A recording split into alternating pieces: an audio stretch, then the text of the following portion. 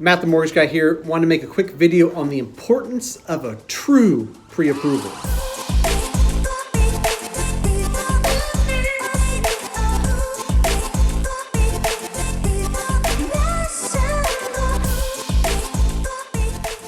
Now, this video, I'm sure this has been said time and time again. I feel like people can't get enough of this good information because it's vitally important, and I see it every single week.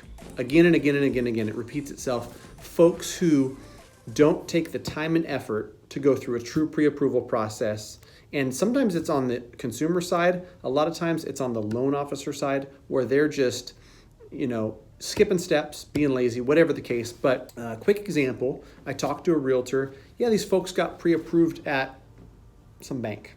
It's got a carriage or something. I'm not going to name any names. And they got into contract. After they got into contract, loan officer said, sorry, we can't do a loan.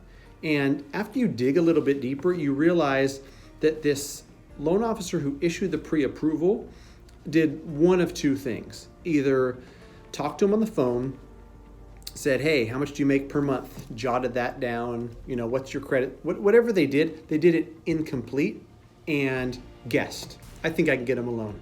Here's your pre-approval, go home shopping, get in contract, get yourself all excited, and then, oh my gosh, I didn't realize that you said you made $7,700 a month, but on your taxes, once we calculate it, it's really $4,200.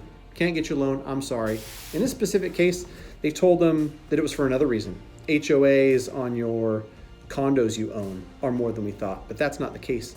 The case is the loan officer didn't do a full pre-approval. And so what this video is intended to do is let consumers know, if your intention is to buy a house, do yourself the favor, work with someone who's going to collect all your docs, do a thorough job of pre-approving you so that when you're out there shopping for a house with a real estate agent, putting in offers, you know that you can get a loan.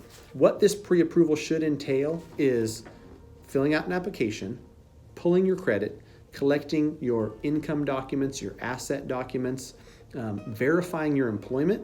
And what we do in that case is we send a verification of employment to your employer, so we get back exactly how you're paid, calculate what the underwriter is going to use for your income.